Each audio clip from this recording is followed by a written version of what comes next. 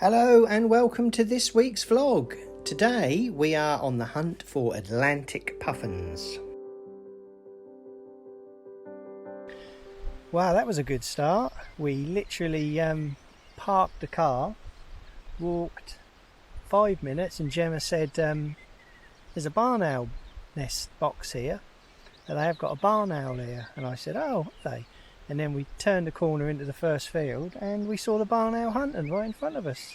Quite early, wasn't it? It was about 7:30. 7:30. The sun is well up now, and he was happily hunting, and we saw him going back to the nest box.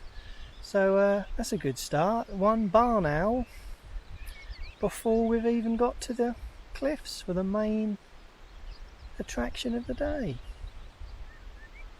What a start! You do that nod thing.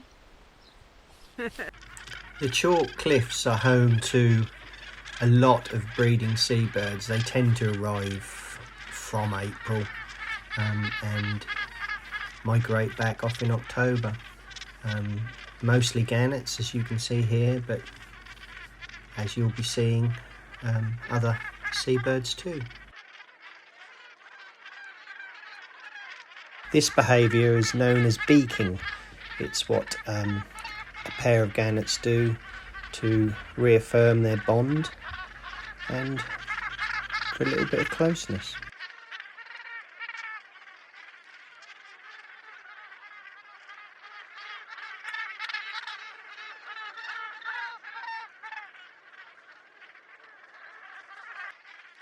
It's very important that gannets keep their plumage in good condition as they dive really deep into the sea to catch their fish. So they're always in and out of the water like most seabirds, so they have to keep in tip-top condition. The gannet could be known as Britain's social distancing bird, as it has a 2-metre wingspan, the biggest of any of our seabirds.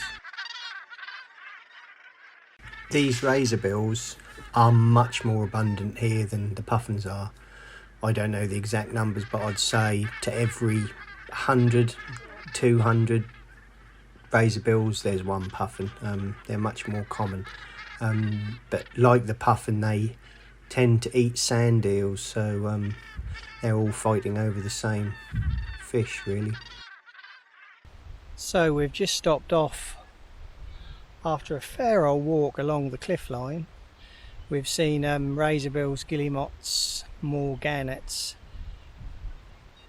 I haven't seen a puffin yet. I'm not sure if Gemma has. She may have done.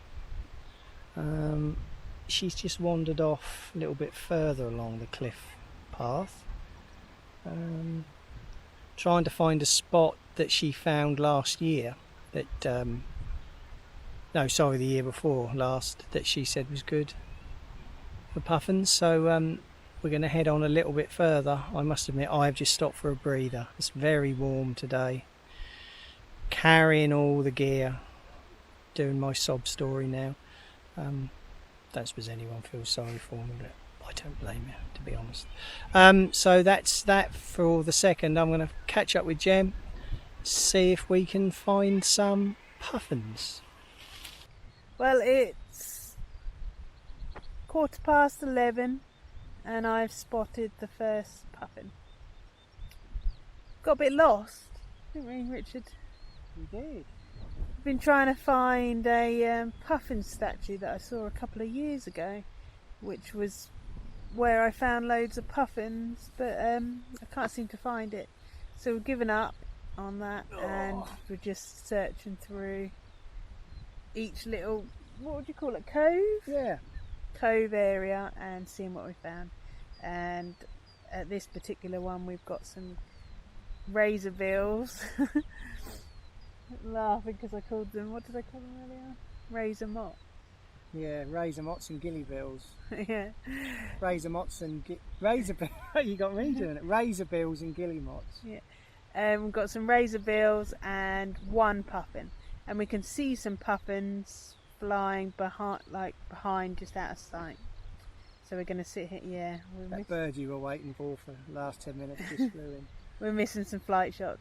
So yeah, I've got the 400 2.8 on the tripod with a 1.4 times converter, so that's given us 560 millimeter on a full frame and 5.6, so we're getting some nice focal range and some fastish apertures.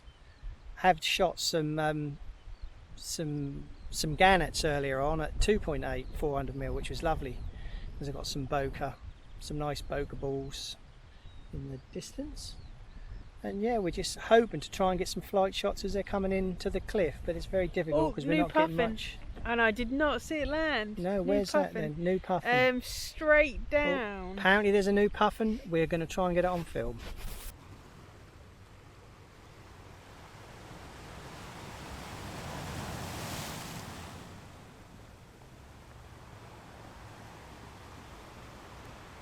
These are Atlantic puffins, and they only have their bright coloured beaks during the breeding season. When they're out at sea the rest of the year, they tend to look nothing like puffins at all. Although Iceland is the home to the largest number of puffins, I think they have around 10 million there. We are very lucky in the UK that we do get, in only a couple of places, the puffins visit here between April and August. They visit the cliffs to breed. They have one mate and they only have one egg. And the pufflings, when they fledge at night. When they're first fledged, they stay 3 years out at sea before visiting back to land for the first time to start the breeding cycle with a new mate all over again. Richard is following the puffins out to sea. They kind of do a circle before they land. Oh, I think he's got one. No. They're landing on that cliff top there. So we just had some great fun using the technique of watching the puffin take off, fly all the way round out to sea, follow him round in a big circle, and then if you keep following him, he either lands again, or she, or they go round again. You have to keep watching them. Don't take your eye off one puffin, and then eventually it will land, and then you've got to hope and pray that you've been fast enough and accurate enough to get the shot, and we think we have, so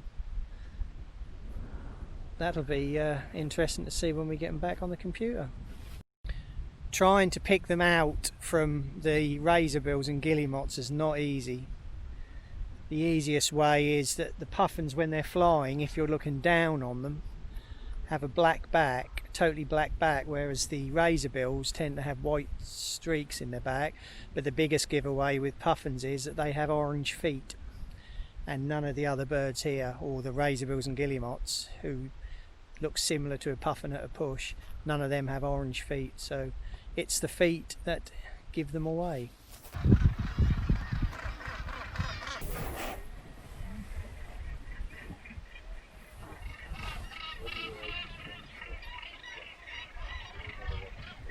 This male gannet is busy taking nesting material back to his mate. It's quite funny because she's only about 4 or 5 metres across the top of the cliff here from him, but he's deciding to fly all the way out to sea and to come back and give her his material. Yeah, we are shattered, aren't we? Yes, we are. An early start, the drive down, up to Bempton, but a fantastic day, wasn't it? Got plenty of video, plenty of images. We had a lot of fun. That was great watching how they behave with each other. They're like nesting and that at the moment. Certainly the gannets are. We saw them bringing in nesting material and grass and things, which we should have some record of in the vlog. And yes, as we say, it's now the long drive home. So from me, it's goodbye. Thank you for watching. Please subscribe and comment. We do read all the comments and answer them. So it's goodbye from me. And it's goodbye from me as well. See you next time. Bye. That's not my hand.